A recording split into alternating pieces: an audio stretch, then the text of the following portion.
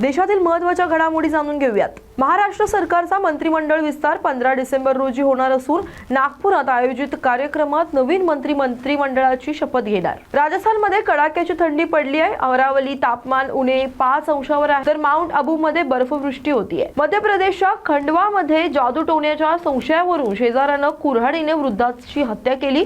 पोलिसांनी आरोपीला या प्रकरणात अटक केली आहे।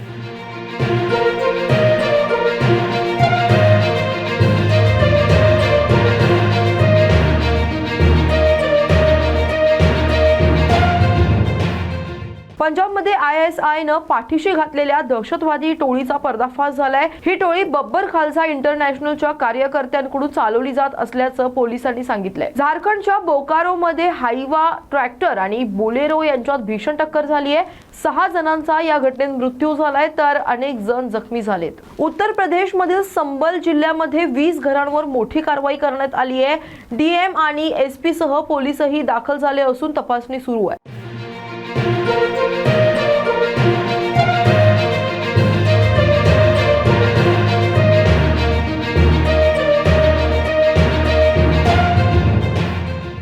पश्चिम बंगालमध्येही भव्य राम मंदिर बांधणार, भाजपाची घोषणा। ममता सरकारवर गंभीर आरोप। आंध्र प्रदेशातील तिरुमला लाडू वादाच्या चौकशीसाठी स्थापन करण्यात आलेल्या 6 सदस्यीय SITनं आज व्यंकटेश्वर मंदिराला भेट दिली। त्यांनी मंदिराच्या सर्व भागांची तपासणी केली। नंतर त्यांनी मंदिरातील स्वयंपाकघराचीही पाहणी केली आहे। ओडिसातील संबलपूर जिल्ह्यातील कुंचिडा येथे एका गोणीत भरलेल्या नवजात अर्भकाचा मृतदेह सापडलाय। नवजात अर्भकाला एका जोडप्यानं टाकून दिल्याचा संशय सध्या पोलीस या प्रकरणाचा तपास करत आहेत। इंदोरच्या वन विभागाच्या अधिकाऱ्यानं आपल्याच बंगल्यात आत्महत्या केल्याचा प्रकार घडलाय। आत्महत्येचं कारण अद्याप समोर आलेलं नाहीये। अशाच बातम्यांसाठी पहा न्यूज मराठी 24/7। नवा भारत, नवा विचार।